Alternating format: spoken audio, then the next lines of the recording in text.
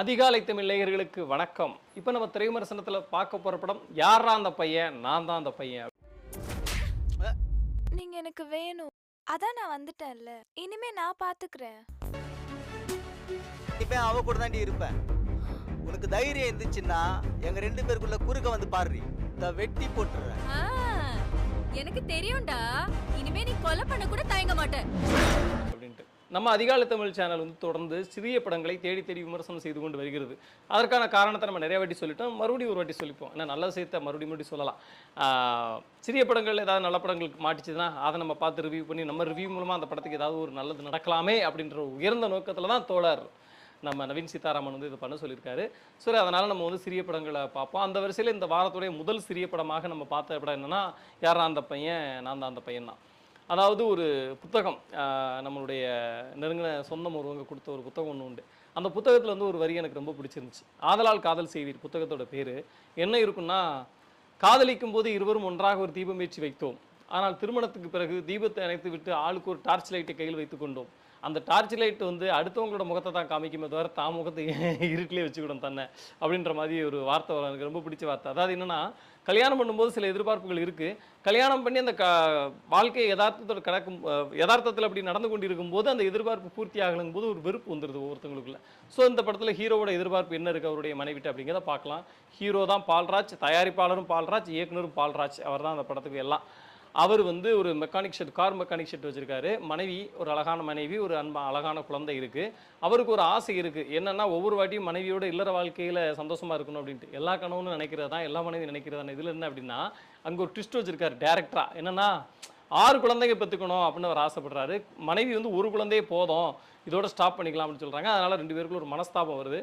ஒரு கட்டத்தில் மனைவி உங்கள்கிட்ட விலகி போகக்கூடிய சூழல் இருக்குது. கட் பண்ணால் இங்கோடி வந்து சுவேதாஸ்ரீ அப்படின்னு ஒரு அழகான ஹீரோயின்.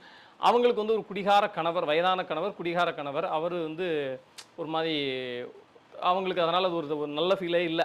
ஸோ அவங்களுக்கும் பால்ராஜுக்கும் சின்னதாக ஒரு கனெக்ஷன் வருது. அதுக்கடுத்து இந்த கதை வந்து எப்படி போகுது அப்படிங்கிறது தான் அந்த படத்துடைய கதை. அதாவது திருமணத்தை தாண்டிய உறவு எதனால் ஏற்படுகிறது, திருமணத்தை தாண்டிய உறவு நல்லதா கெட்டதாங்க பற்றி இந்த படம் டிஸ்கஸ் பண்ணவே இல்லை. திருமணத்தை தாண்டிய உறவுக்கு என்னென்ன காரணங்கள்லாம் இருக்க முடியும் அப்படிங்கிறதுல இது ஒரு காரணமாக வந்து 5 குழந்தை 6 குழந்தை வேணுன்றது ஒரு காரணமாக வச்சு இந்த படம் வந்து ட்ராவல் ஆகுது. ஒரு car mechanic settle car mechanic வச்சுருக்காரு. அந்த செட்டில் கடந்து பயங்கரமாக வேலை செய்கிறாரு. அதே காஸ்டியூமோட தான் அவர் வீட்டிலே இருக்காரு.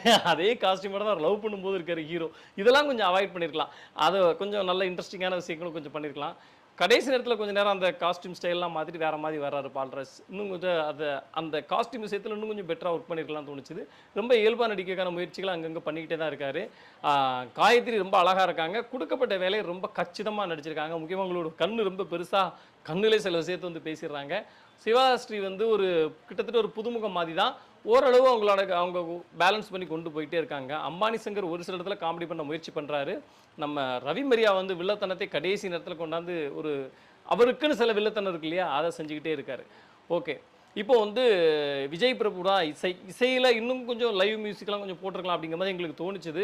பாடல்களில் வந்து லிரிக்ஸுக்கும் பாடல்களுக்கும் நிறைய சமரசங்கள் செய்திருக்காங்க. அது பரவாயில்ல, அது ஒன்றும் பெரிய குற்றம் ஒன்றும் இல்லை. நாங்கள் வாலி தான் சொல்லுவார், டியூனை மாற்றக்கூடாதுன்னு ஏயா சொல்கிறேன், டியூன் என்ன பைபிளா அப்படின்னு சொல்லுவார்.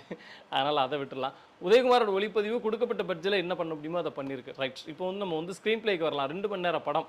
இன்னும் கூட கொஞ்சம் ஸ்கிரிப்டாக பண்ணியிருக்க முடியும் என்றாலும் இந்த கதை வந்து ரொம்ப முக்கியமான ஒரு கதையாக பார்க்க வேண்டியிருக்கு. அதாவது இல்லீகல் அஃபேர் பற்றி மட்டும் இந்த படம் பேசலைங்க, வேற ஒரு விஷயத்தையும் பேசுது. கதையாக எடுத்துக்கொண்ட கதையை வச்சு இந்த பாக்கியராஜ் சார் அந்த காலத்தில் பண்ணுவார்ல, அந்த மாதிரி புகுந்து விளையாடக்கூடிய விஷயங்கள் நிறைய இருந்துச்சு. இருந்தாலும் அங்கங்கே ரொம்ப மோசமாக இல்லாமல் அங்கங்கே மைல்டாக தொட்டு போய் ஓரளவு இந்த படம் பார்டரை தாண்டக்கூடிய ஒரு கண்டிஷன்லாம் தான் இருக்குது. ஆனாலும் நீங்கள் வந்து டைம் இருந்தால் அவசியம் போய் பாருங்கள். நன்றி, வணக்கம்.